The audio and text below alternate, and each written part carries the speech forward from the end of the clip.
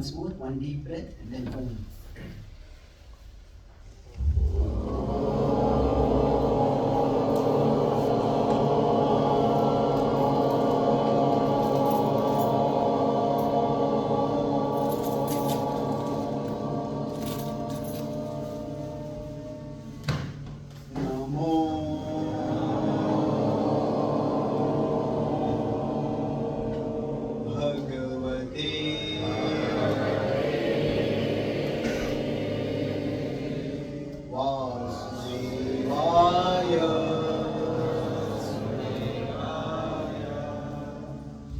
One last time, one deep breath.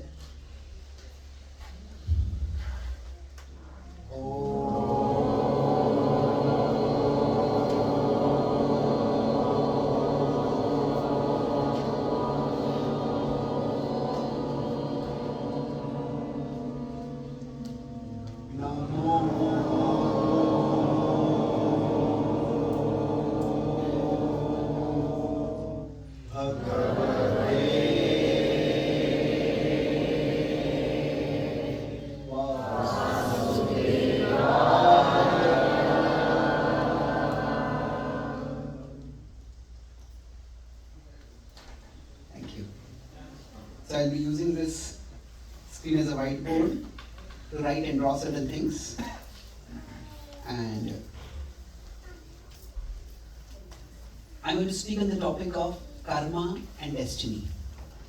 And I'll speak this in three broad parts.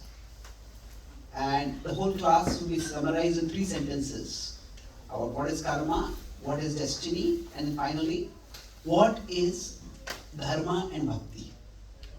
So before I start, I'd like to ask you one question. When you hear the word karma, what does it mean to you? What do you think is karma? Action. So that means, say, we all have to do our karma. In that sense, action, is that what you're referring to? Okay, karma refers to action, that's true. Anything else? Okay, thoughts are also included in it. Basically what you're saying is, you could say actions for which we are accountable. And so we can say we are even accountable for our thoughts. Anything else? Memory. How does karma refer to memory? Something that you keep in the mind all the time. So we could say that sometimes we have some inclinations, some tendencies, Repetitive tendency. and then we can say it's because of my karma. Like some people say, if they have an actual great interest in music, they say, maybe I have a karma for music, or somebody. Is that the sense you are using it in? Yes. I mean something that you used to keep on doing again and again. Yeah, so karma can refer to, you could say, inclinations that are there within us, or another word could be impressions. Impressions that are formed inside us. So these are also broadly associated with karma. So inclinations in Sanskrit are called as vritti. Impressions are called as samskar. Anything else? Cause and effect. Yes. So karma is, you could say broadly, the law of cause and effect. So every action will have a reaction. And karma refers to that. Thank you. Anything else?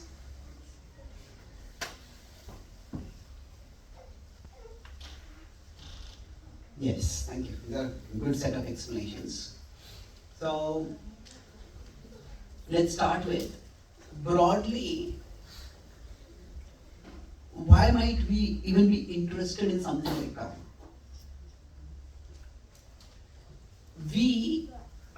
This whole discussion, as I talk about karma, I'll talk about destiny, which in Sanskrit is daiva.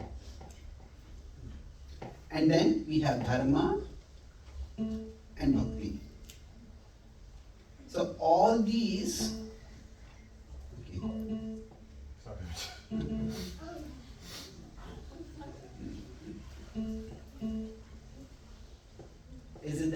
audible?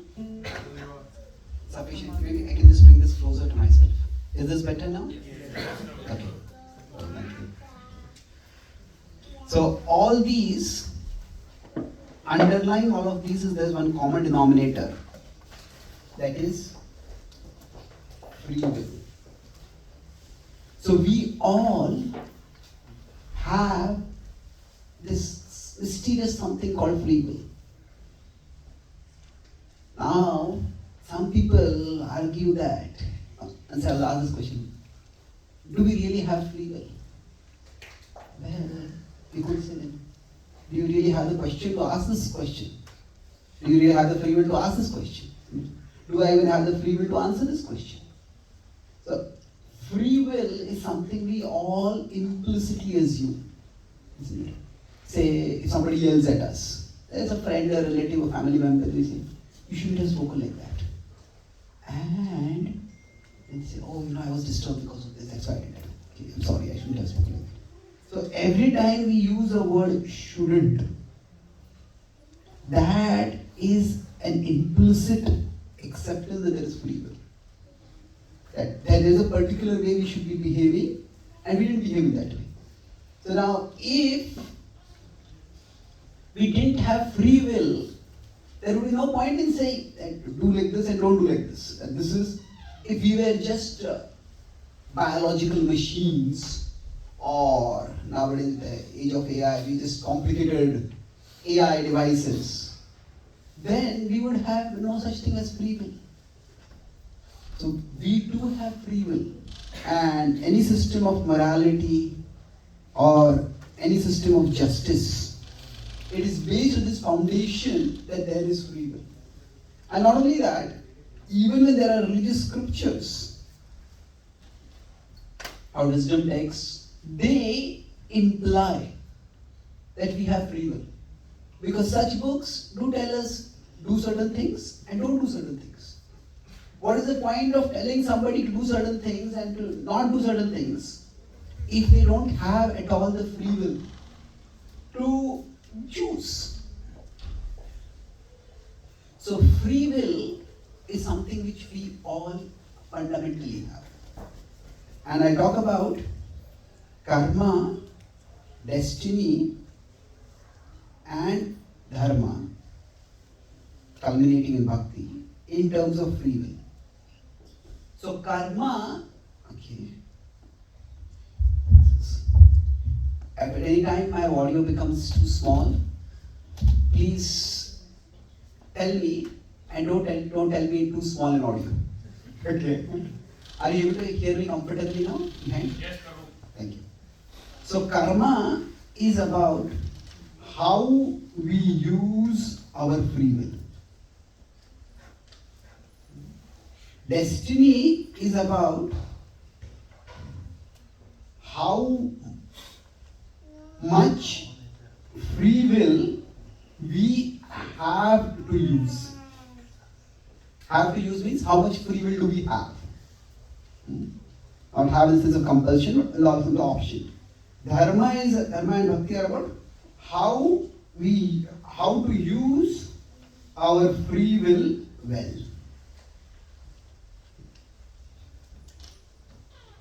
So, karma is more descriptive. How are we using our free will right now? Destiny is about how much free will we have to use. And dharma is, okay, we will use it in a particular way. How can we use it better? So let's try to understand these three broad concepts a little better. So I'll speak based on 9.6 in the Bhagavad Gita, where Krishna states, Krishna gives an example to illustrate this. Yatha akash sthito nityam vayu sarvatra go mahan tatha sarvani bhutani matsthani tyupadharaya. So he states that we consider the sky to be like an upside down bowl. Then within the area of the sky, we can have wind that is moving. Now the wind can move left, right, up, down, in various directions. So the wind's movement is not limited by the sky, but the area of the movement of the wind is limited by the sky. So the wind's movement is free. Area of movement is finite, is limited. So Krishna uses this example to talk about how we are like the wind, and you could say destiny is like the sky. That means we are more specifically we means our free will. So we have free will to choose, but within certain limitations. So for example, right now, each one of you had the free will to whether come for this program or not come for this program. You have the free will to decide whether to hear the talk attentively or let your mind wander in various directions. At the same time, we as human beings have certain limitations. If you want to leave, you can't just fly away from it. Now, we can speak in human tongues. Each of us may know 2, 3, 4 languages. We can't speak, we can't make sounds the way animals make sounds. Some of us can a little bit. But we're not as natural as that. So we have free will, but there are certain limitations to it. Some of us may have great musical talent. Some of us, when we sing, people look forward to when we start singing. Some others, when we start singing, people look forward to when we end singing. Maybe we don't have that ability. So we all have certain limitations within which we function. So those limitations within which function is what is called as destiny. And everyone has these limitations. So Daiva or destiny is about acknowledging the limitations within which we function. So our Daiva, destiny can come to us in different ways. We consider the journey of life, then we all have a significant level of our destiny comes to us as our starting point. So for example, the family in which we are born, the country in which we are born, and the genes that we get shape us significantly. They can shape our complexion, they can shape our physical features, they can shape, who knows to how much extent, but they can shape our IQ level at least to some extent. So there are certain parameters which are fixed right at the beginning. So now, if we consider a cricket match as a metaphor, now in a cricket match, the pitch is fixed. Not in the sense that there's a cheating going on over there. But in different countries, the pitches are in particular way. Some pitches may be batsman friendly, some pitches may be bowlers friendly, some pitches may be spin bowlers friendly, some pitches may be fast bowlers friendly, whatever it is. So now the batsman or the batsperson, to be more politically correct nowadays, so is expected to accept the pitch that is there. There's no point in complaining, oh, why this is a bowler friendly pitch. If that's the pitch you have, that's the pitch you need to play on. So the players who are playing don't have the free will generally to choose the pitch. But how they play on the pitch is up to them. So similarly for all of us, the pitch of our life is to some extent fixed for us. And we can't really change that much. Having said that, destiny also determines certain things. There could be some major incidents in our life that would be destined.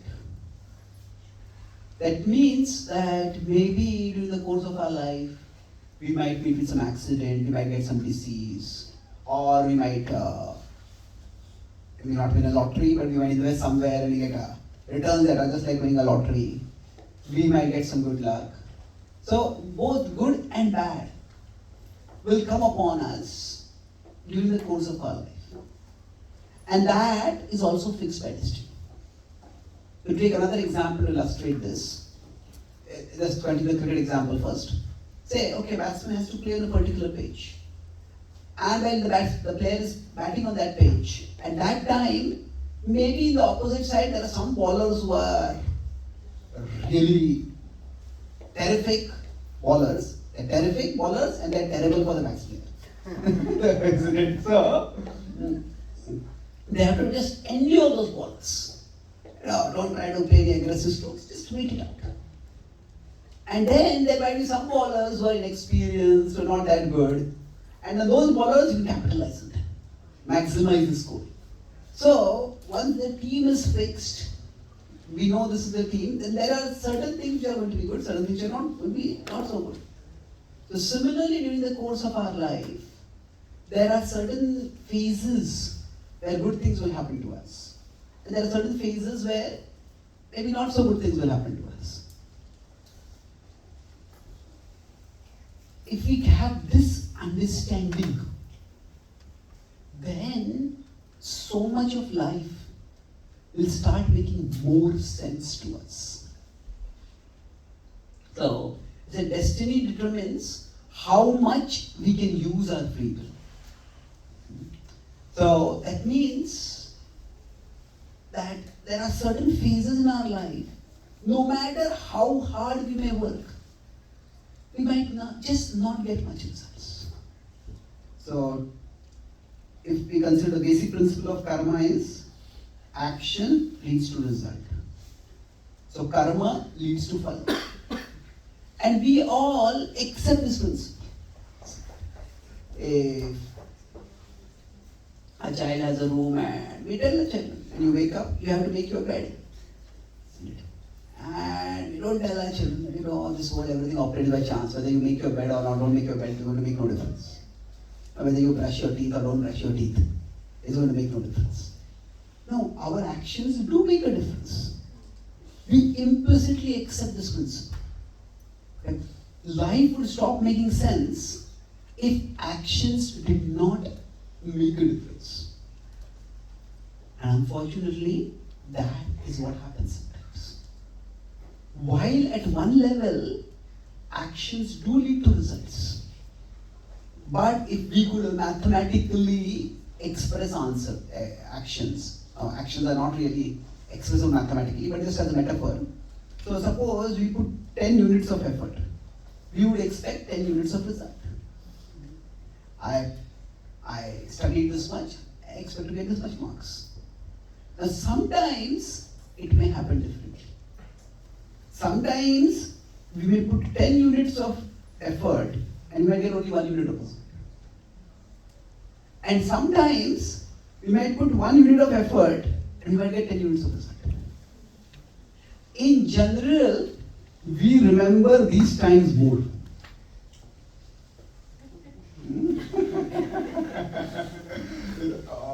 We remember and resent those times. I worked so hard, I didn't get the results. But if we are honest with ourselves, we can see that there are times when what we might say we got a windfall, we got some good fortune, that we did some effort, but maybe 100 other people did the same effort that we did. But we got the extra result. So now how do we make sense of this? Some people observe such events and they start thinking that, there is no cause-effect principle in the world. Everything is just chaotic. And that is when they start becoming disheartened. They may become depressed. We all will face loss in life. It could be loss of health, loss of wealth, a loss of a loved one, a loss of some things that we loved, whatever it is. We will all face loss. Now when we process loss, there are different degrees at which we process loss. So at a basic level you may say, I have lost. I've lost this particular thing. And that's more or less objective. We have to acknowledge it, we have to be in tune with reality. But a little worse would be, I am lost. How did I lose something? I just don't know. Where should I go? What should I do now? But the most damaging interpretation of a loss would be, I am a loser. Now, once we start interpreting things in this way, that can lead to severe mental health problems. We can get into depression, severe depression.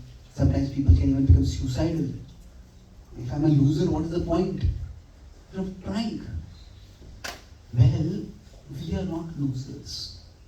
Yes, we may have lost, and we may say, I tried so much in this particular area, I didn't get the result. I tried so much in that area, I didn't get the result. I tried so much in that area, I didn't get the result. Well, it could be that we are going through a phase where we are giving 10, 10, 10, and it is getting 1, 1, 1. But this phase is not permanent. Okay, I have lost right now, I'm going through a difficult phase, and this phase will end. But what happens with respect to life is that once we start seeing things from a bigger perspective, that this, when we are giving 10 and getting 1, what that means is, from destiny, at that time, minus 9 is coming. And when we are giving 1 and getting 10, that means from destiny, plus 9 is coming. So sometimes, we may be going through a bad phase in our life. And the actions that we do, it seems something from our past is subtracting from what we are doing. On the other hand, there are phases when we do certain things and something beyond us seems to be working in our favor. We do a little, but we get a lot. Things start falling in place, things start working well. So this is where destiny is working. So when we talk about destiny, it is not about just accepting, oh, everything is destined, nothing is in my control. No. Our actions do matter, no doubt about it. But how much the actions matter, or at least how much the actions will lead to manifested results, that can vary according to time, place, circumstance. So normally if somebody eats healthy, they are fit. Somebody eats unhealthy, they become unfit. That's the normal way things work. But sometimes some people may have a very sickly body. And just a little imbalance in their diet.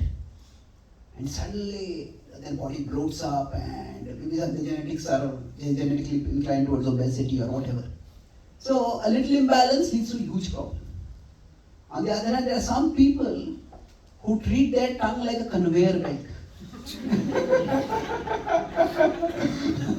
They seem to be eating anything and everything, and still they remain healthy and fit. And, what are these people are gastronomically gifted? So it's just that the normal fact that actions have results, that is not refuted by such examples. It is just nuanced. It is just nuanced. Because while actions do lead to results, actions alone don't lead to results. That's why in the well-known verse in the Bhagavad Gita, karmanyevadhikaraste ma phaleshu kadachana. The third line is ma karma phala heturbhur. Don't think that you are the cause of the result of the work. Now this does not mean that you are not at all the cause. Ma karma phala heturpur means that you are not the only cause of the result. Later on, in 1816, the Bhagavad Krishna says, Tatraivam sati kartaram atmanam kevalam tu yaha pashyatya krita buddhitvan nasa pashyati durmatihi. So the illusion, nasa pashyati, the person in illusion thinks that I alone am the cause of the results. So we definitely contribute to the results, but we are not the sole cause of the results.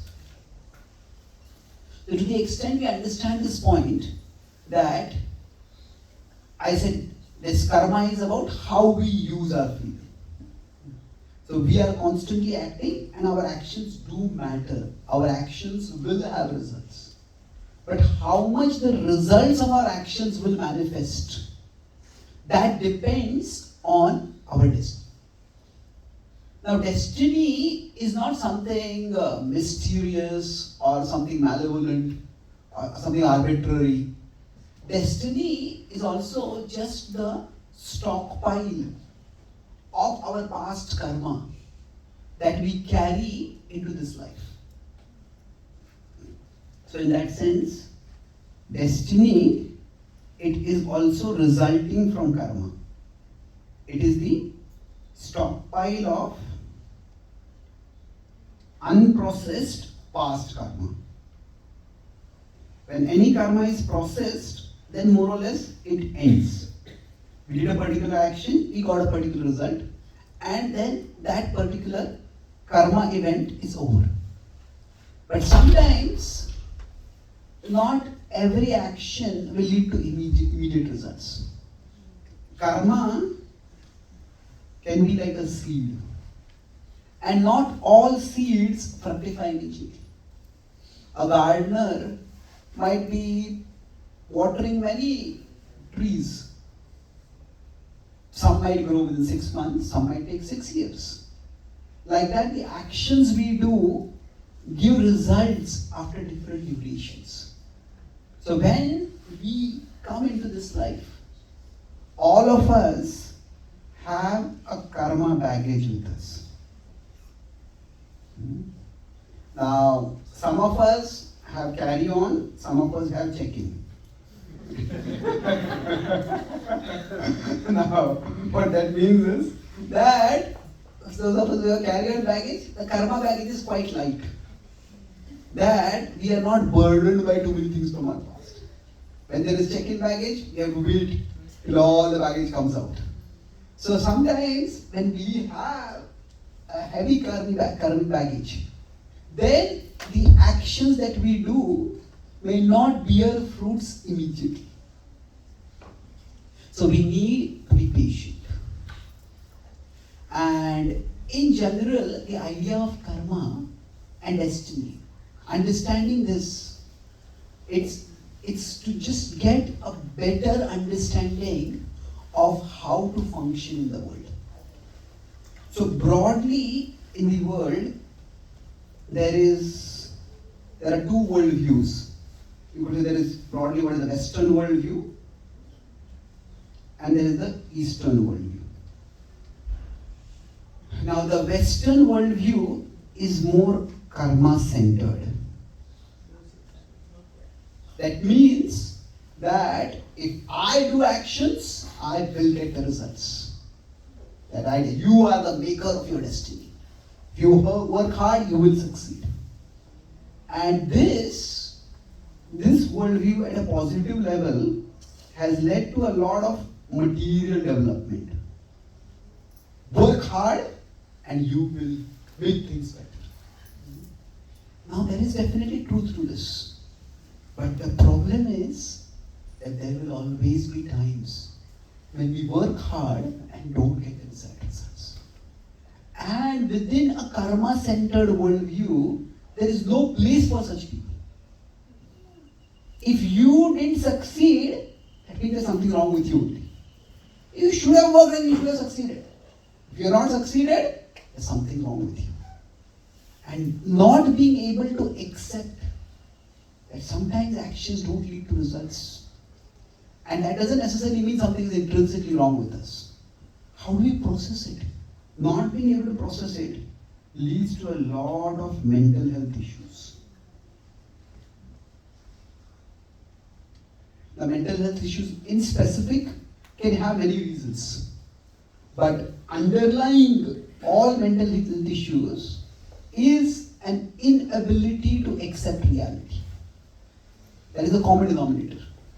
When there is depression, there is an inability to accept that bad things have happened to us.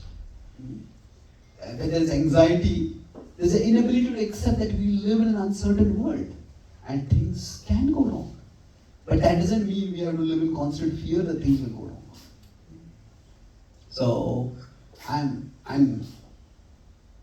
not going into specifics of mental health issues over here, but we will see this irony in the Western world that although there is a lot of progress at the material level, that progress has not translated into happiness. We could say that when there is a karma-centered worldview, people end up being comfortably unhappy. At a physical level, we have a lot of comfort, but at the level of mind, there is a lot of anxiety. Now, as contrasted with this karma-centered worldview that is there in the Western world, the Eastern worldviews are often daiva-centered. Now, when I'm saying the Eastern worldviews, I'm not necessarily talking about the teaching of the Gita, but I'm talking about how it has been understood and applied in today's world, which is often different from what the original teaching is. So, because things are too destiny-centered, oh, this was meant to happen only. This, at a negative level, leads to a lot of material passivity. For example, when the British ruled India, and say there were some famines or there were some diseases or there was, in general, poor conditions in the colonial rule. Many British people observed that if the conditions were like this in our country, there would immediately have been a revolution. But there's no revolution. Because, this is our destiny, let us accept it. Is it that this was the tendency of all people? No, not necessarily. But over-acceptance of destiny or over-reliance on destiny, having a destiny-centered worldview, that leads to accepting of even unfair things, acceptance even of injustice, of atrocity. And that leads to a certain level of material passivity. However, at a positive level, there is greater mental resilience. That means, even when people are going through tough times, they don't break down. That even if somebody is living in poverty, if somebody faces some resilience, the inner strength, the mental strength of people, that is much greater. Because they're not defining their worth by how big success they achieve in the world. So because of that, even if they don't achieve success, it's okay. And we see even today, it's not that mental health problems are absent in the Eastern world. But compared to how much at a physical level there are discomforts, the mental health problems are not that much. And it's ironic that as people become more and more westernized, even people from the East start having more mental health problems. Because it's not just a geographical relocation, it's also a psychological reorientation. When we come to the West, knowingly or unknowingly, we start adopting that worldview. And that has its effects. So now, the Gita's teaching is actually both. There is karma and there is daiva. And we need to accept that both have roles. So karma is real and daiva is also real. I'll give two examples to illustrate this. In the Ramayana, when Lord Ram is exiled, this is an atrocity. Exile is a terrible punishment. It is just one level below the worst punishment, which is execution. And now the nearest we can think of exile is probably deportation. Say if somebody is deported from the country. But for any of us, if we are deported, we still have our extended family or relatives to go back to if we are from India. But exile means literally going to the forest with nothing. So when Lord Ram was exiled, it was such an atrocity that Lakshman was enraged. And Lakshman said, the king has become blinded by lust for his youngest wife. And that's why, due to that infatuation, he has subjected you to such an atrocity. We should fight against it. So Lord Ram said that I was with our venerable father and I could see there was no infatuation. It was obligation. He had given his word of honor. He said, if he had given such a vow, why have we never heard of such a vow? I think it is all created, fictionally. Are you really saying that our father would lie about something like this? Now, when we are angry, what happens is we need some target for the anger, isn't it? So, when his anger couldn't find any target in Dashrath, he turned to Kaikai. He said, you always treated Kaikai like your own mother. What wrong did you ever do to her? How could she have treated you like this? He said, Ram said, don't speak harshly about Kaikai. He says, you know that her love for me was like the flow of the pure water of Ganga. Lakshman was still enraged. He said, that's what I can't understand. How did the Ganga dry up in one night? And then Ram said, that's why when I heard those words from her, I understood that this is the will of destiny. This is the working of destiny. And Lakshman was not done yet. He says, it is only cowards who accept injustice as destiny. Heroes fight against injustice. So Lord Ram said, O Bharat, I'm not concerned about accepting destiny or fighting against destiny. I'm concerned about doing my duty. And my duty is to my father. As a service to my father, I was going to ascend the throne. And as a service to my father, I will go to the forest.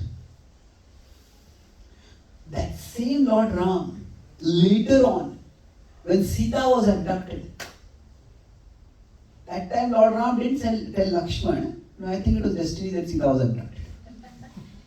No. That time, there was no passive acceptance. Lord Ram galvanized the army and fought against Ram. Why? Because the whole point is not to be destiny-centered. It is to be duty-centered. As a husband, it was his duty to protect his wife. And for that purpose, if it meant fighting a war, he was ready to do that. Krishna tells Arjuna in the Bhagavad Gita that tolerate. He says that in this world there will be dualities, there will be happiness and distress, there will be pleasure and pain. Learn to tolerate it. But that same Krishna in the Gita does not tell Arjuna this tolerance means you tolerate all the atrocities that the Kauravas have done. There is no need for you to fight. So we see here, destiny is not meant to simply accept anything and everything. Whatever anybody does, it's just my destiny. That is not the idea of death. That is not the idea of how a person should be living. The Lord Ram, if you see, he was duty-centered, not destiny-centered. So both these extremes, giving inordinate importance to karma, that means inordinate importance, my actions alone determine all the results, or giving inordinate importance to destiny. All the results are fixed. Whatever I do, it doesn't make any difference. Both of these are imbalanced. There is karma and daiva. So karma and daiva together lead to phala. Now, karma and daiva, when both come together, our present actions and our past actions, when both come together, that is when the desired result comes up. So, for example, if somebody is a farmer and they're farming, they plow the land and sow the seeds. That is karma.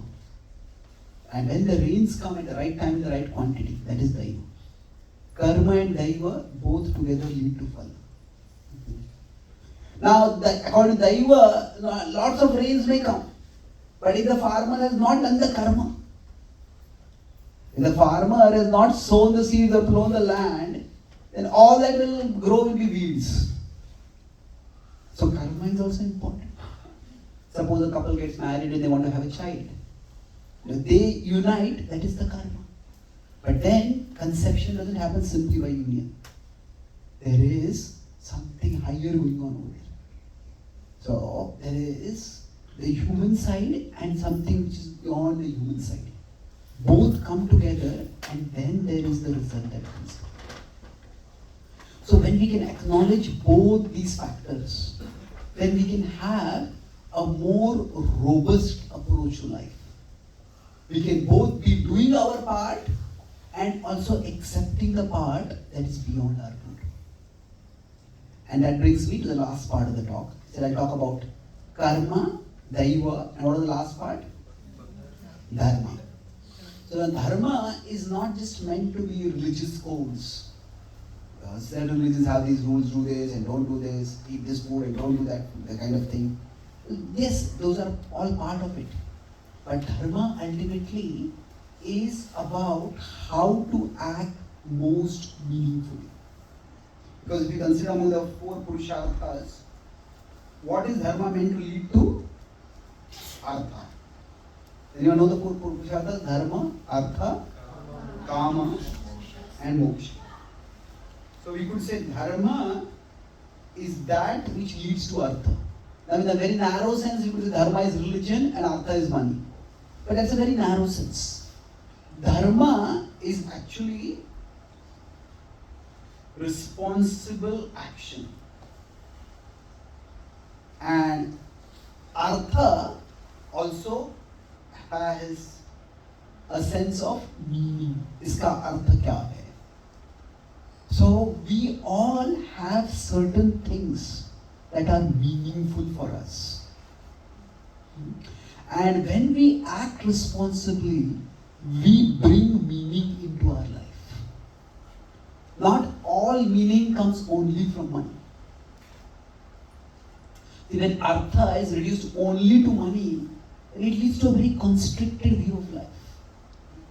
So for example, if somebody thinks the only purpose of life or only parameter of my success in life is how much money I earn, then okay, you can earn a lot of money.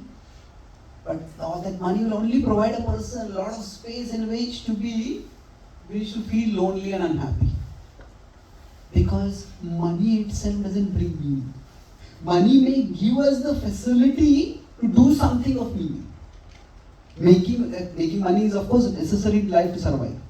Making money is important, but what we are making with money is even more important. And that is what brings meaning into our life.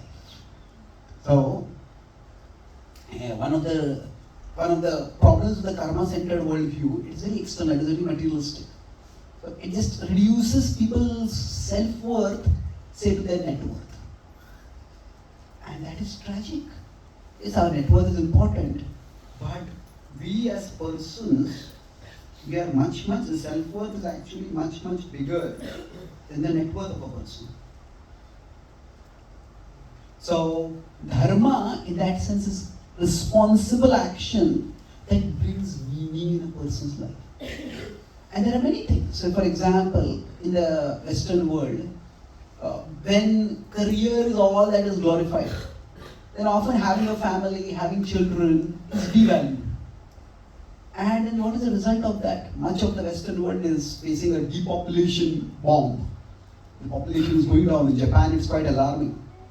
In other countries also it's like that. In Australia, there have been no immigrants. The population would have had a steep fall. And it's not just population and steep fall. People beyond a particular age, say 35, 40, 45, money stops having that same value. In youth, 20, 25, 30, one wants to make it big. Okay, I want to make it big, but what do I do after I make it big? So dharma is that action which leads to artha. Dharma is when we take up responsibility for something beyond ourselves, that brings meaning in our life. And this is where, when we turn towards scripture, Arjuna is asking Krishna, what should I do? Prichhami tvam dharma sammudha chetaha. I'm confused about what should I do? And Krishna guides him to find meaningful action. Dharma that will actually lead to artha for him. So when we think that the only artha is in terms of money. Now some people may have the karma, like the destiny from the past, by which they make a lot of money. Some people may have the destiny that they don't make that much money. But the amount of meaning and fulfillment that a person has in their life does not depend solely on their net worth. And that is where dharma guides us. We all are limited in certain ways by our destiny. But within the limitations of destiny, how can we create the most meaningful life that is possible for us? That is what dharma is meant to provide us. And the Bhagavad says, dharma is at various levels. Dharma is basically about, you could say, responsible action that creates meaning in life. So, now, there could be various kinds of dharma. There could be one dharma to one's parents, there could be one dharma towards one's children, there could be one dharma towards one's spouse, there could be one dharma towards one's country, there could be one's kula dharma towards one's dynasty, there could be one's rashtra dharma, one's dharma towards one's country. All these dharmas, they are what are called as aparadharma. Aparadharma means these are important dharmas, but they are not the supreme dharma. And the paradharma is bhakti. Why is bhakti considered the paradharma? I'll make 2 points and conclude this talk, and we have a few questions after that. See, the idea of dharma at one level is harmony. See, each of us belongs to some units bigger than ourselves.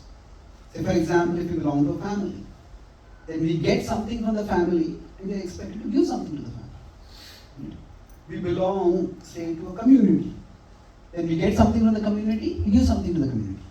We belong to a country, we get certain facilities from the country, we pay taxes to that country.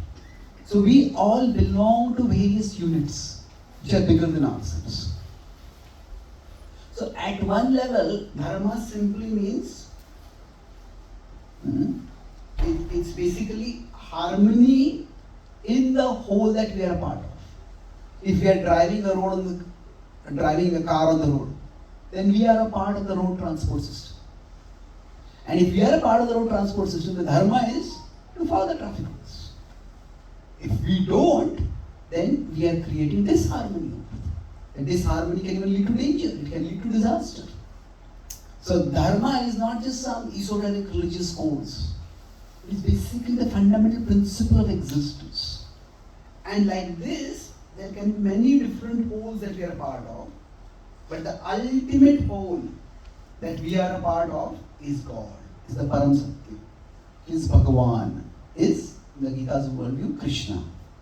So Krishna is the greatest whole. Aham sarvasya prabhavo. Everything comes from me. But he is not just the greatest among all the broader wholes that we are part of. He is also the sustainer of all the other wholes. It is he who enables every other unit to exist. Say for example, when a child is born, then the mother feeds the child with her own breast milk. That's one of the most intimate acts of affection. And the mother's love is vital for the infant's survival. At the same time, the mother does not do anything special to produce milk in her breasts at that time. It is the same God who sent a child through her womb into the world, who also sends milk for that child through the mother's breasts. So the idea is that the mother, the part of the family, is one whole that is sustaining the child. But that whole is ultimately sustained by God. So while we try to harmonize with as many of the broader wholes that we are a part of, but the ultimate responsibility of every individual is to harmonize with God. And bhakti is about harmonizing with God. Karishye vachanam tava. That is the conclusion of the Bhagavad Gita. I will do your will. So to some extent, karma and daiva, this is mechanical. We do a particular action, a particular result is going to come to us. And yes, we have certain unprocessed actions from the past, and they may aid us in this life or they may impede us in this life. But beyond all this is the supreme will of God. That God, Krishna, when he acts in the world, he acts as our well-wisher. So what bhakti does, if we try to harmonize with Krishna by practicing bhakti, and by studying the Bhagavad Gita, by doing puja of Krishna, by coming in satsang, by chanting the holy names, what bhakti enables us to do is that Krishna says by the practice of bhakti, we will get buddhi yoga. Tadami buddhi yogam tam yena mamupayanti te. Now buddhi yoga means the intelligence to act effectively. Intelligence to connect with the various wholes that we are part of. So this buddhi yoga, it enables us to do multiple things. That's what I'll conclude with. Bhakti, with respect to our destiny, bhakti enables us to accept destiny. Yes, certain things are not changeable. I accept that. With respect to karma, bhakti enables us to commit to karma. This is what I have certain free will, I have certain capacity to do things, and I am going to do those things. So we accept our karma, we accept our destiny. We at the same time commit to our duty. And then beyond that, bhakti also enables us to transcend.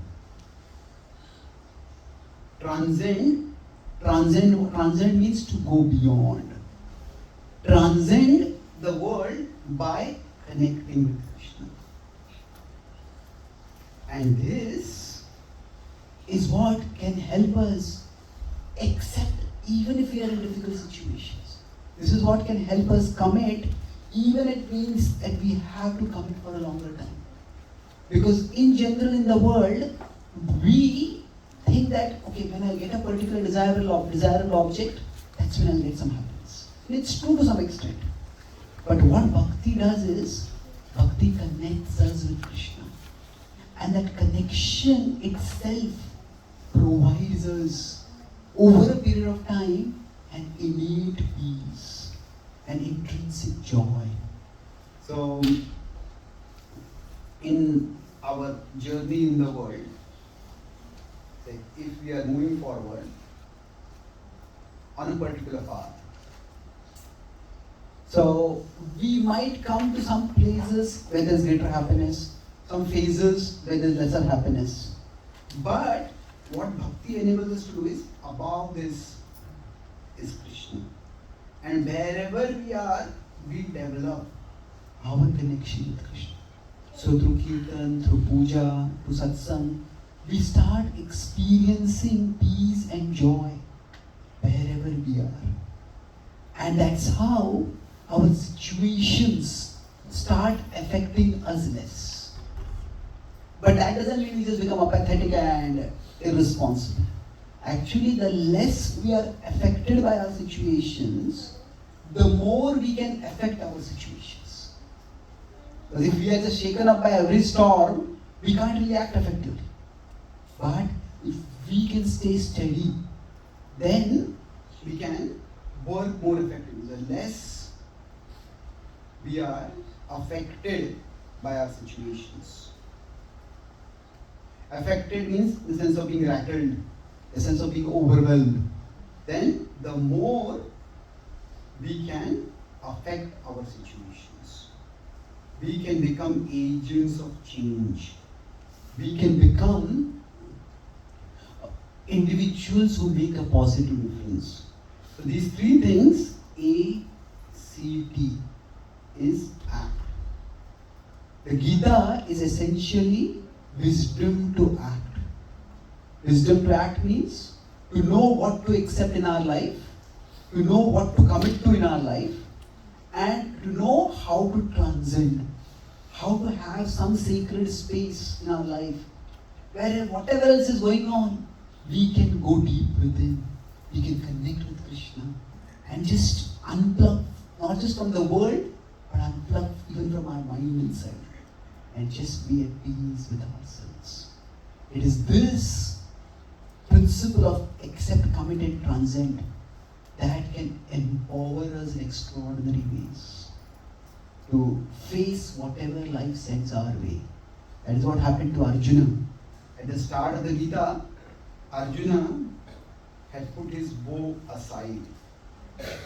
Arjuna's bow represents our enthusiasm, our determination. Sometimes life can be so overwhelming that I can't do anything.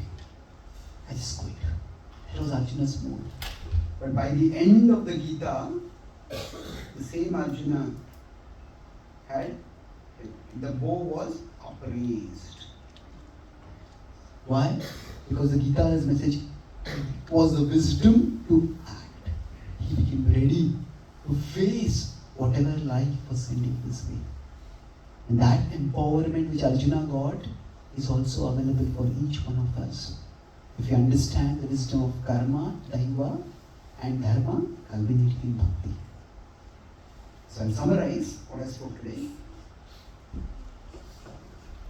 I started by talking about karma at a basic level. It means, it refers to how we use our free will.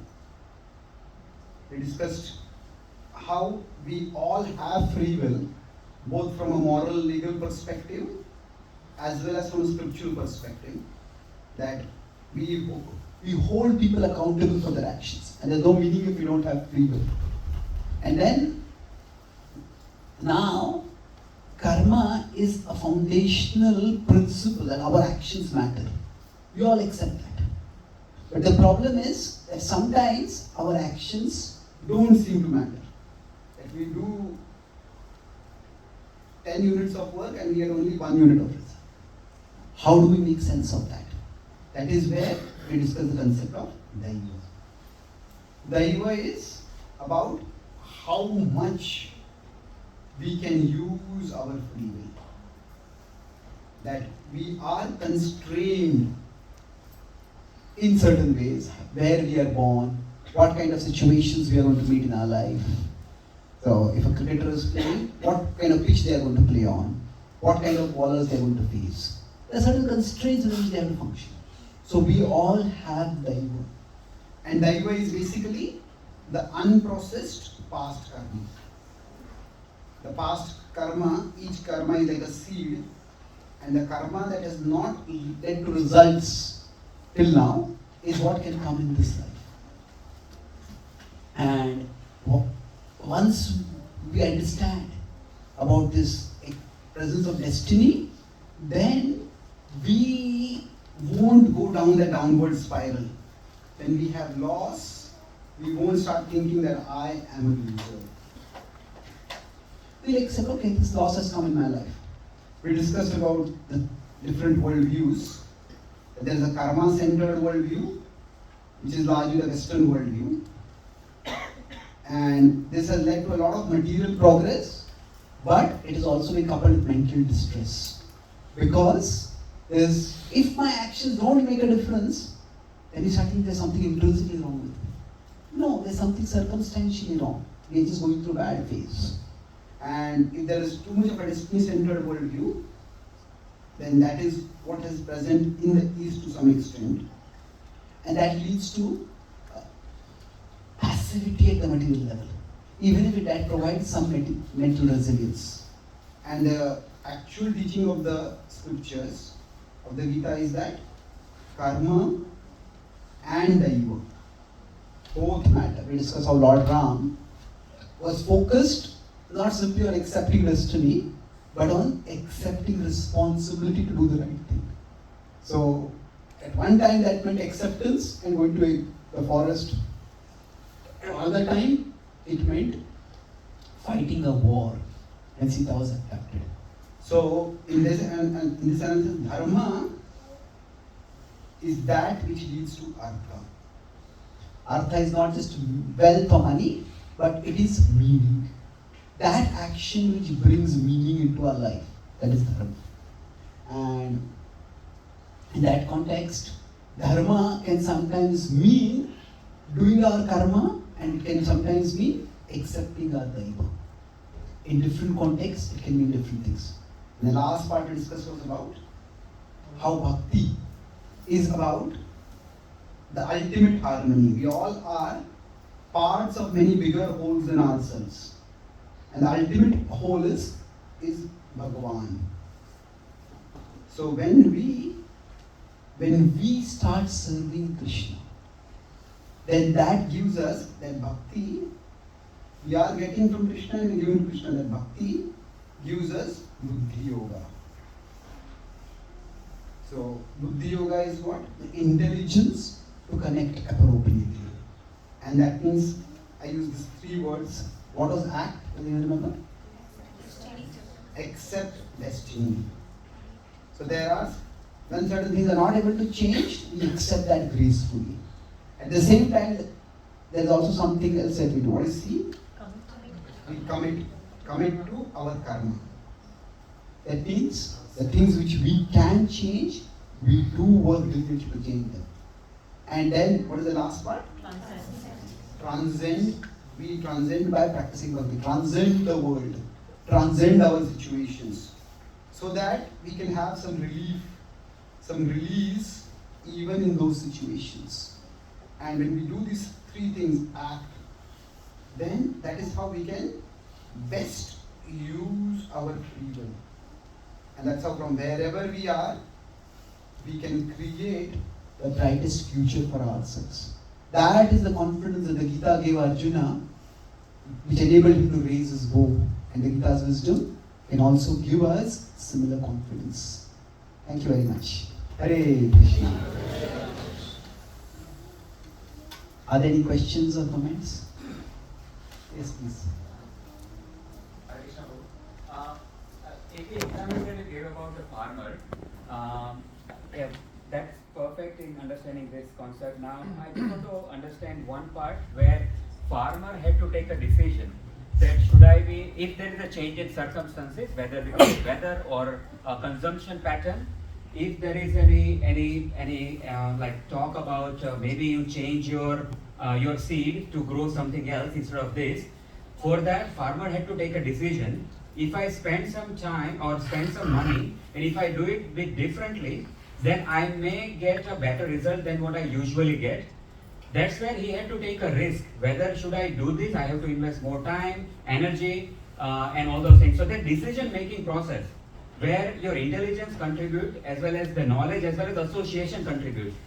And sometimes that decision making by spending extra money or time may happen in a better way, the result, or in a bad way as well. Yes. So where the decision making for some people goes wrong or some people goes right, so where that element comes from, whether this decision because of these resources, he could have got the money from somewhere else or taken the loan, so high risk, but like the results can be Yes. different. So where this impact comes from? Yes. So once we get into the nitty-gritties of situations, in terms of conceptual analysis, karma and daiva is quite clear. But in real life, we all have to consider multiple factors. So, for example, when the Pandavas fought a war, at that time the Pandavas didn't just rush into a war; they formed alliances. Although they had Krishna by their side, but still they had strategies for each day. Okay, this day we do this day we do that. And on one of the days, when the Kauravas had formed the Chakravyuh, Abhimanyu went in. And they had a plan that they would all follow Abhimanyu inside the Chakravyuh and smash it from inside. But Jayadratha blocked them. And Abhimanyu was trapped inside. And he was killed. So Abhimanyu was very sincere. But sincerity is not a substitute for competence. So in that particular area, he didn't have competence. And there was lethal consequence of that. The next day, Arjuna also entered into the Kaurava army. He wanted to neutralize Jayadratha. And he had the competence to go through it all. So either we have the competence or we gain the competence. And gaining the appropriate competence is also part of our karma. When we are expected to do something, it also means we learn the skills to do that thing. So, say, even if you talk about a sports player, some players might be phenomenally talented. But not every talented person achieves something great. Now, along with that talent, they also need certain level of commitment. So, talent could be the destiny. So, talent could mean that person already has a high level of competence. But still, they have to train, they have to practice. So some players, when they bat, they have just such natural fluidity of the body, hand-eye coordination, and instincts and all those things. But still, they have to at least have some level of fitness. So, in general, decision-making is a part of competence. And when we are doing our karma, developing the competence is also part of the karma. One of the names of Arjuna is Gudakesh. So, this name has many reasons, many origins. Gudakesh basically means one who conquered sleep. So, from the Mahabharat's perspective, Arjuna got this name because when he was at Drona's Gurukul, he would learn the lessons of archery during the day, and late into the night, he would keep practicing it. And that's how he excelled. So, his competence started with some extraordinary talent, but also had some extraordinary commitment. Does that answer your question? Yes, please. मैं हिंदी में बोल सकती हूँ। आपकी बातों से जो हम जाने हैं कि हमारी जिंदगी में जो भी हो रहा है वो हमारे कर्मों का और हमारे पूर्व जन्मों के जो हम लेकर आए संस्कार उनका नतीजा है। तो मैं ये जानना चाहती हूँ कि हम पूरे जागरूक होकर कर्म करते हैं, लेकिन जो भी पूर्व जन्म के हमारे कर्म हैं जो हमारे रास्ते में आ रहे हैं और हम जिसकी वजह से भोग रहे हैं, उसको कर्मों को निपटाने का, उनको चुकता करने का मैं आपसे जरिया जानना चाहती हूँ, उपाय जानना चाहती हूँ कि किस प्रकार हम अपने पूर्व जन्म के कर्मों को निपटा के इसी जन्म में मुक्ति पाएं। Yes, very important question. Thank you. So, how do we get all our past karma processed so that we can go beyond in this world, in this way life?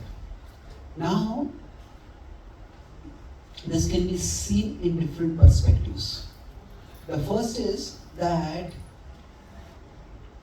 the whatever past karma we have,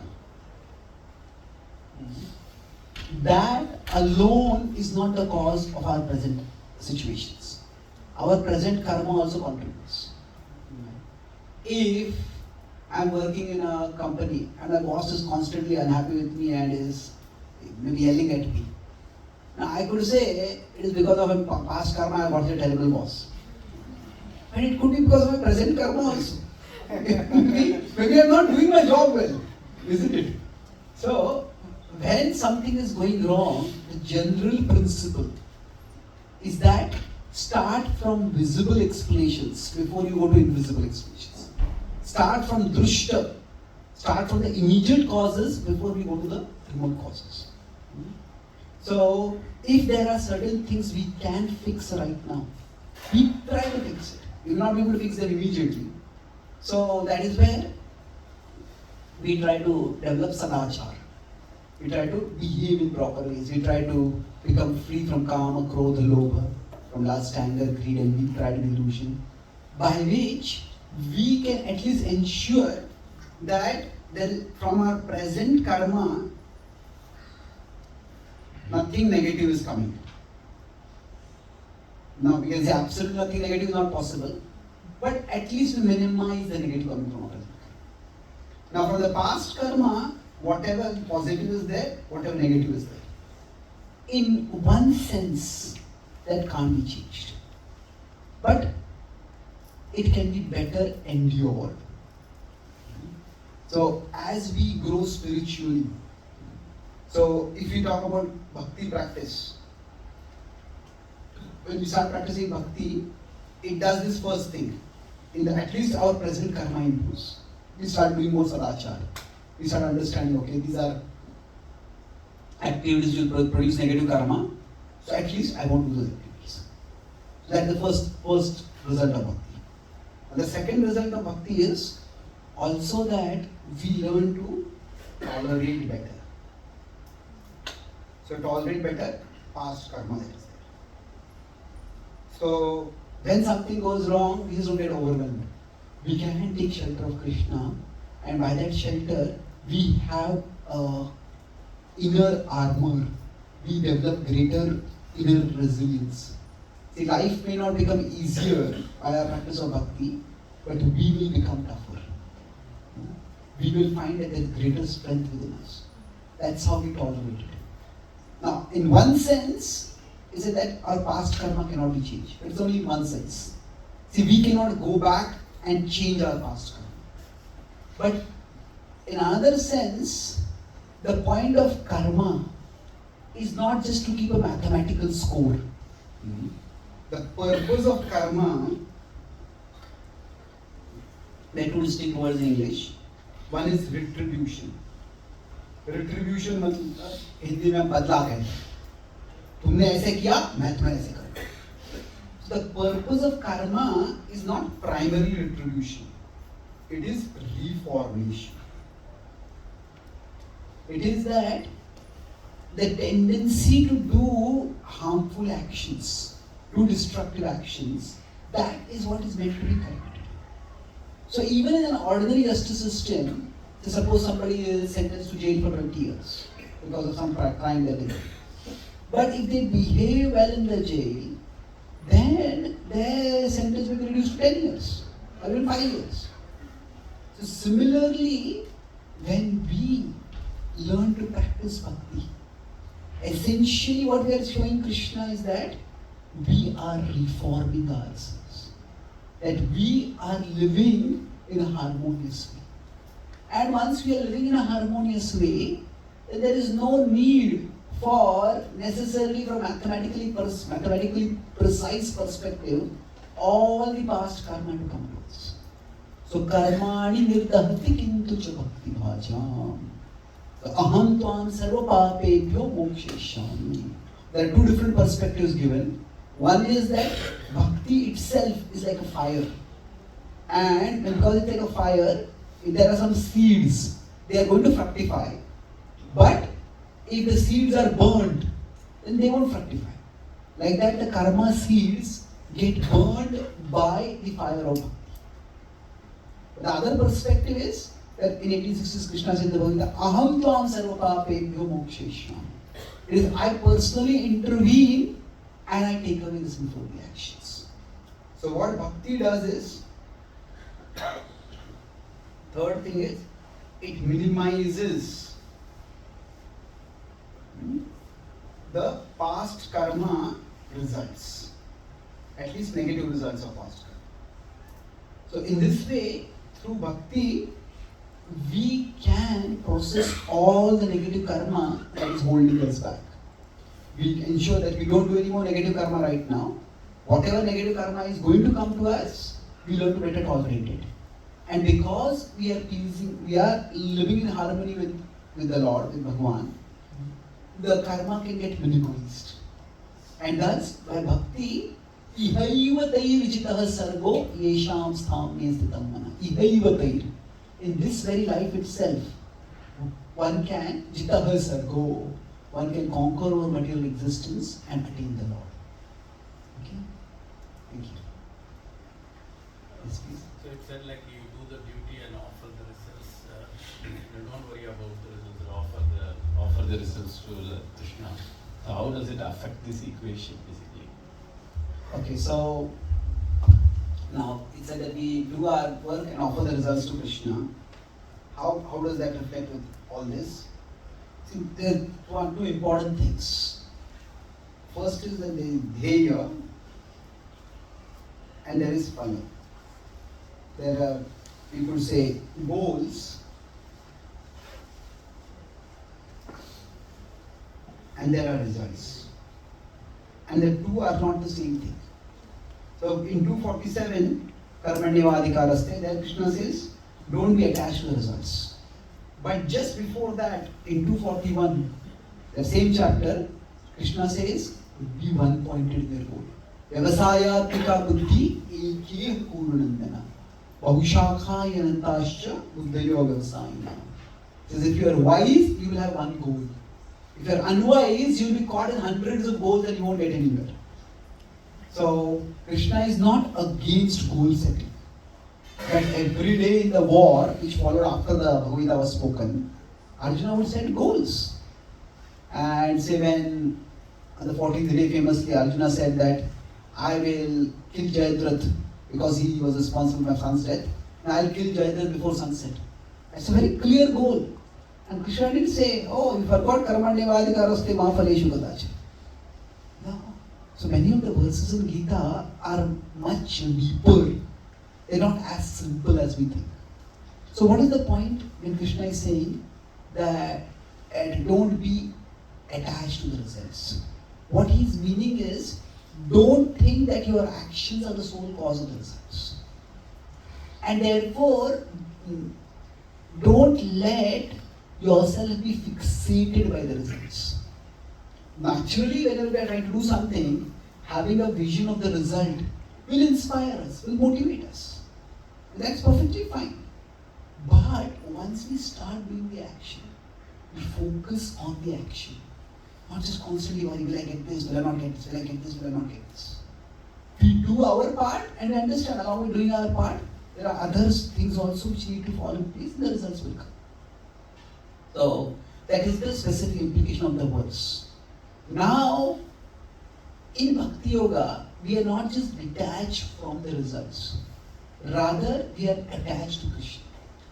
And we want the results for Krishna. So, let's put it this way. Let's say this is our soul. Or we could say this is our heart. And around our heart or through our heart, our work comes out. And then, through our work, the phala comes out. Now, above all this is Krishna. This Krishna here.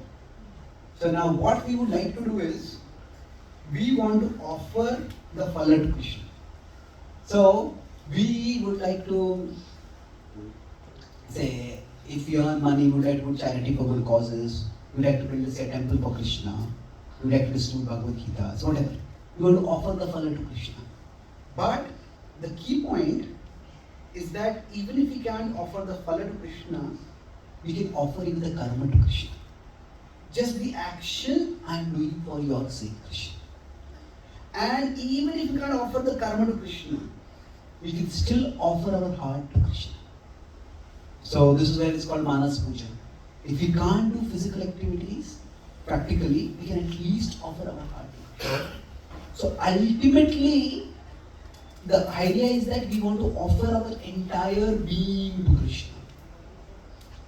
And we express our being through our heart's emotions, we express our being through our bodily actions, and we express our being through the world's resources that we have. So that is all three levels of our being. So when we practice bhakti, essentially we are connecting with Krishna. And then, as I said, the ACT, we will be able to accept. Sometimes we may work very hard, we may want to offer a result to Krishna, but maybe that result doesn't come. We accept that. If you consider Srila Prabhupada, who is the founder Acharya of ISKCON, he wrote the Bhagavad Gita as it is. He's a great saint, but for 40 years in his life, he was trying to share Krishna Bhakti in India, the wisdom of the Bhagavad Gita, all over India, and somehow he's getting no reciprocation. But in the last 10 years of his life, he came to America and then he went all over the world, came here to Australia also. There's dramatic success. So, when he could offer the phala, he offered all the phala to Krishna. He had built 108 temples, wrote over 70 books. But when there is no, the phala was not coming, he was offering the karma to Krishna. Always his heart was offered to Krishna. So basically we connect with Krishna with all aspects of our being. Okay? Yes, please. It's normally said that when we get married, our karma, our past and present karmas affect to our partners. Is this true, or that when we get married, that the karmas affect our partners to each other, or is it just explained? See, so do the karmas of the partners affect each other when they get married? Well, first of all, karma is not like some mysterious disease that somebody will get infected with. Karma is logical. It is not diabolical. Now I got in touch with this person and I got to get that karma. It's not like that. Ultimately, the principle of karma is that we are accountable for our actions. That our actions matter. And so now, naturally, if somebody forms a relationship as close as a marital relationship, then those two people's lives are going to intertwine in significant ways. So if one of them has some karma because of which they are going to fall sick or something is going to happen to them, that's going to affect the other person. So if one of them has some stroke of good fortune, that is also going to benefit the other person. So the karma gets intertwined. And that means their past karma also gets intertwined. So their present actions will affect each other, and their past actions in terms of whatever results are going to come, they are also going to affect each other. But it's not that karma is something which is going to infect us. Am I addressing your question, or you have something else in mind? Yes. Thank you. Yes, please. So, Prabhuji, in the answer that you gave to that Mataji, building on the same answer, so we said that karma, daiva, so karma we can do, but daiva to neutralize to some extent, bhakti can play a big role. So, when we talk about bhakti, can you break that into more understandable ways as not just chanting, but more than that? What is it that we can do to practice bhakti to a deeper level? Okay. So what does bhakti mean? The essence of bhakti is a personal relationship with Bhagavan. Bhakti is basically about,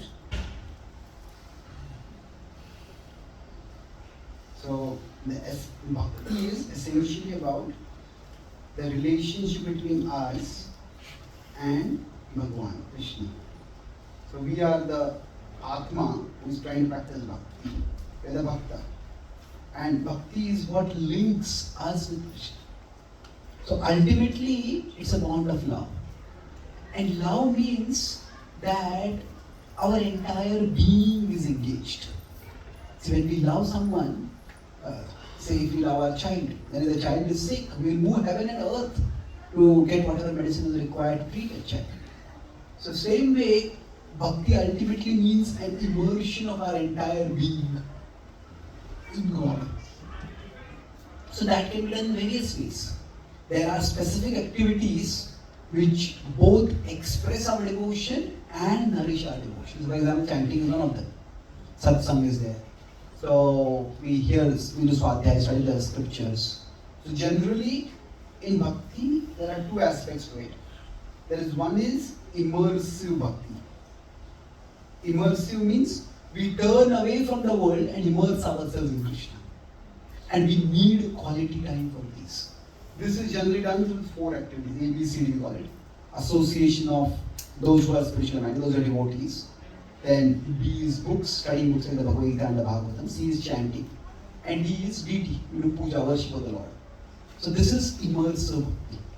But along with that, Krishna talks about this in 12.8 and 9 in the Bhagavad Gita. And along with that, there is inclusive bhakti. Inclusive bhakti means that we understand the whole world is included in the jurisdiction of God.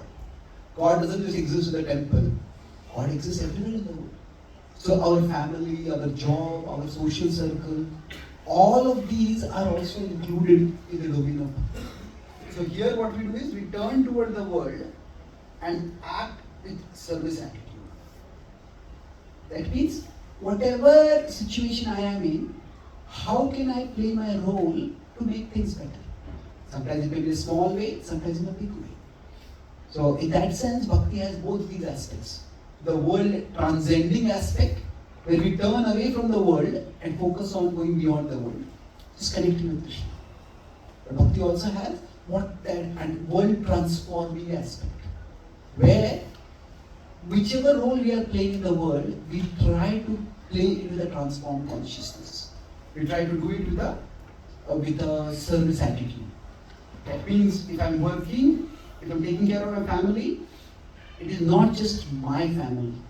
It is actually God's family in my care. These are not just my children, these are God's souls who are entrusted to my care. And let me act in a mode of service. So there is the world transcending aspect, where we go beyond the world and connect with Krishna directly, and there's the world transforming aspect. So through all aspects of our being, we connect with Krishna. And that's what the bhakti ultimately is. Does that answer your question? Yeah.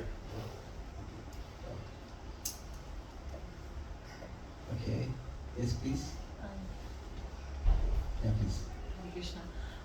So my question is a little away from Bhagavad Gita today, because we discussed Ramayana and I had this long question way back. Maybe today I could ask a question.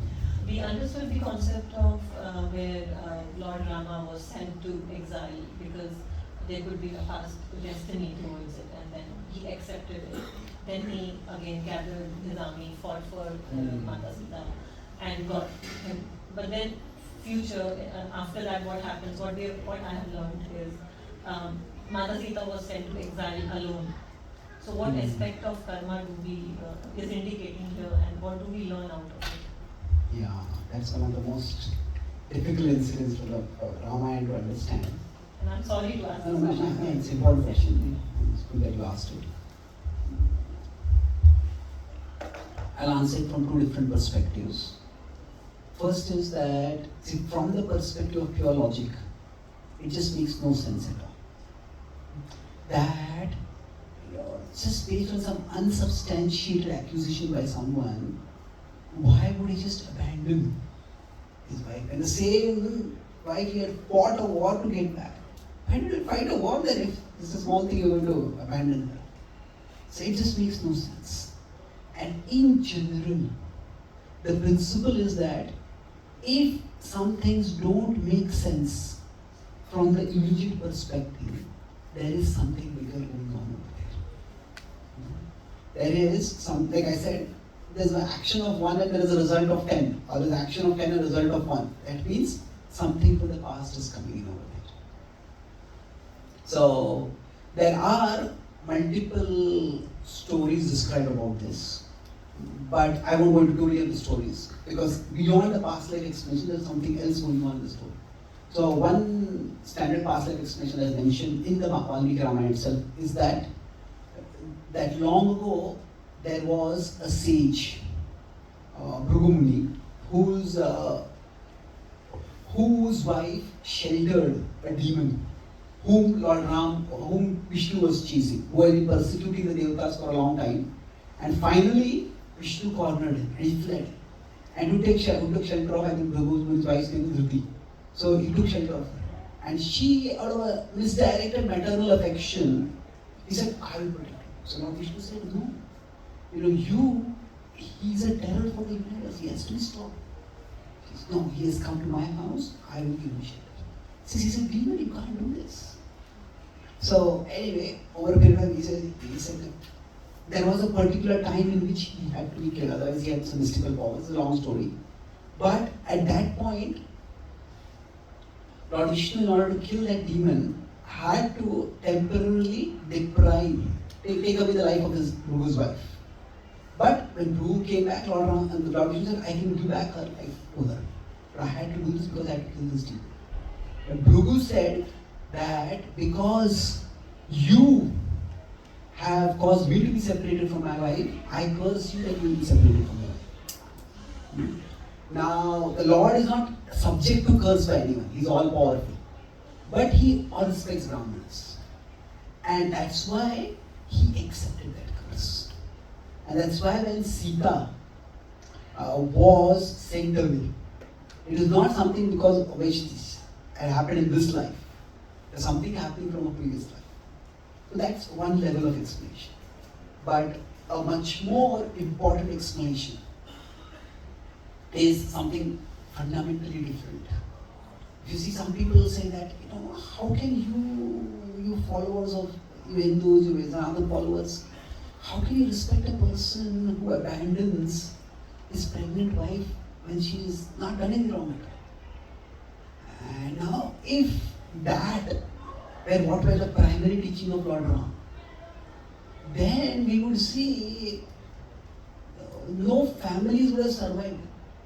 But we see, even among the world today, thousands and thousands of years after the Ramayana has happened, Ramayana still has an enduring influence in Indian society. And India also has one of the most vibrant family structures. So if that is the example to be followed, then how is it that those who follow that example still have a very strong family structure? So actually the whole Ramayana is teaching a particular lesson. And that lesson is sacrifice for a higher cause. So the whole Ramayana starts with that. If you consider every character there, say for example Ram, he sacrifices to honor the word of his father. He doesn't have to go to the forest. But when Dashrath sends him to the forest, it is not because Dashrath considers Ram to be a criminal. It is that there is some higher obligation over there. So just as between Ram and Dashrath, there is a sacrifice. Then we have between Lakshman sacrifices for the sake of Ram. Then we have Bharat sacrificing. Although Bharat is having the kingdom ready to be delivered to him, he stays in austere condition outside the city. He does the royal responsibility but accepts none of the royal privileges. Now none of these characters are obliged to do this. Lakshman has no reason to go to the forest. There was no precondition that he had to go. He chose to go. So similarly Bharat, he could have lived as a king with royal privilege. He chose to live a life of austerity. So the whole Ramayana is giving us a lesson in sacrifice. That unfair situations come upon everyone. Lord Ram's exile was unfair. But when unfair things happen, how can we respond gracefully to those? So among all the sacrifices that happen, the final is between Sita and Ram. That, and just as Ram had not done anything wrong, because of which he had to go to the forest, Dasharatha had to send him. Similarly, Sita had not done anything wrong, because of which Ram had to send him to the forest. Now, if Lord Ram had considered that Sita had actually done something wrong, then he could easily have remarried. He didn't remarry, and later on, even when yajnas had to be performed, at that time the husband and wife had to be together for the yajnas, Lord Ram got a golden form of Sita made over. If he had considered Sita to be impure, then he would not have put any form of her in the sacrifice. So it's not that he rejected Sita simply because of some reputational damage or because he suspected her. It was a sacrifice for a higher cause. But the specifics of the sacrifice, in today's world, even the idea of Ram going to the forest because Dasharatha had made some vow. But how many people that will make sense? You don't have to do that. Today, say one brother uses footwear for another brother. Other brother will take him and beat him with the footwear. So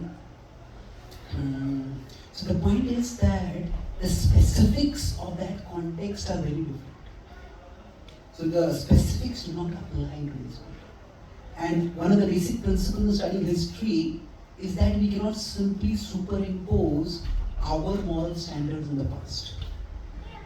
So it's not that throughout history the lesson that people have learned is that on unsubstantiated accusations just reject your loved ones. That is not the lesson that people have learned from the Ram.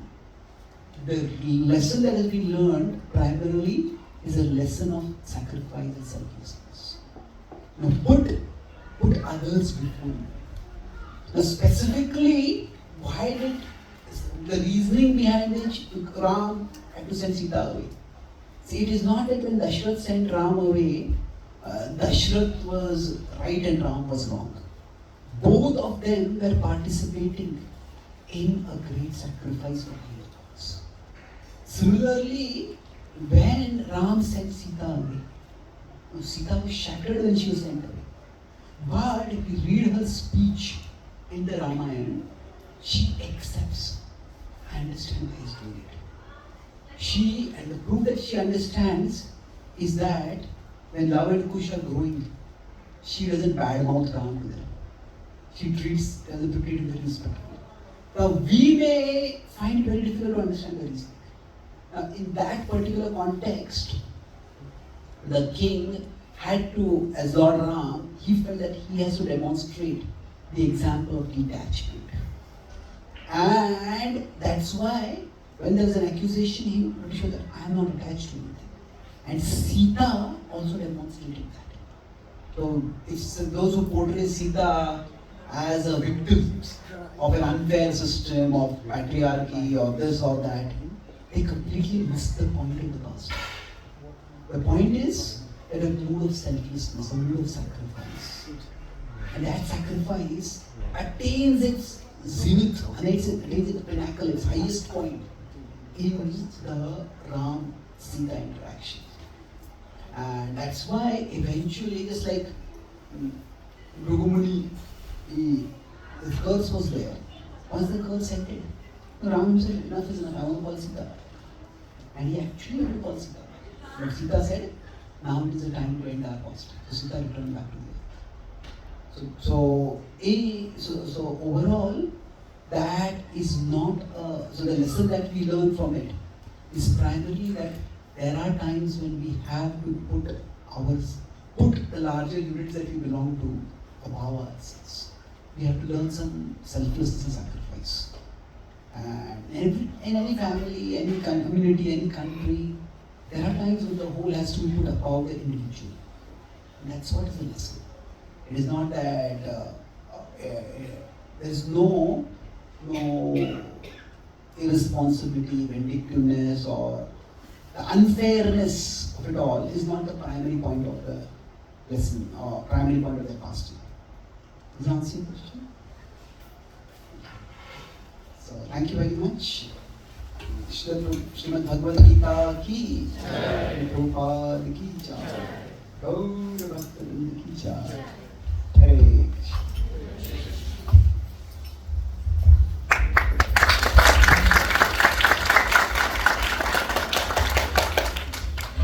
Thank you very much, Chaitanya, for enlightening us with karma and destiny. Thanks to all of you for being wonderful audience. Two important announcements. First, there is prasadam arranged outside, so please make sure you honor the prasadam before you go home. And we have a book, we have a table outside where there are books which is authored by Chaitanya Prabhu. So they are available outside for you to look. And if anyone wants to purchase them, there is Vishnu Prabhu outside. Here are some of the books.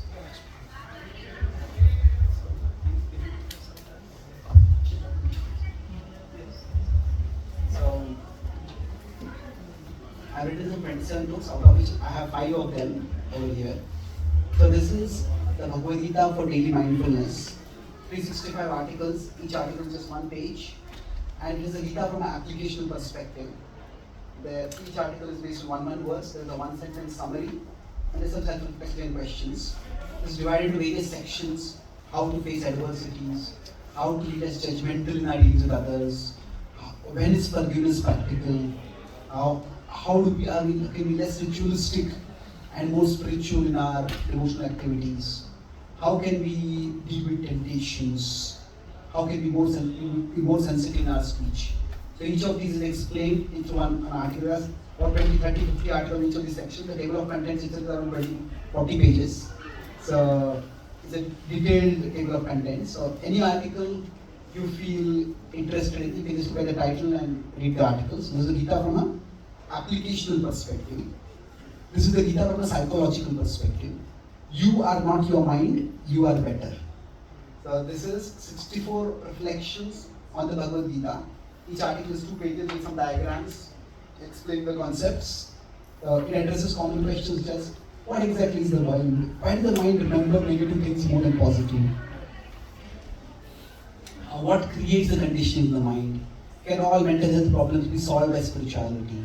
How does bhakti change our mind? Questions like these are answered there.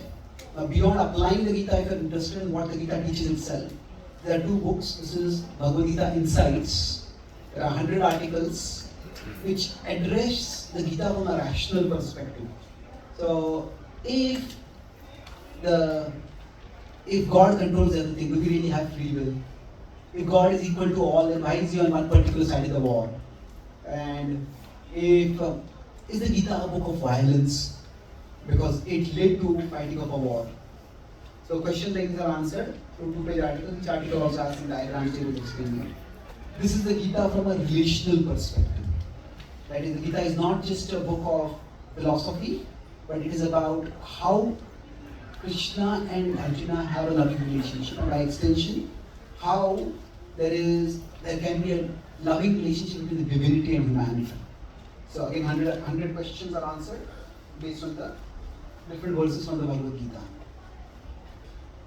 If you want to know how the Gita can nourish your bhakti, this book can be helpful. And this is the Gita from an inspirational perspective. Since each quote, there are 365 quotes inspired by the Bhagavad Gita. Each quote is inspired by one verse. Hold your plans lightly, hold your Lord tightly.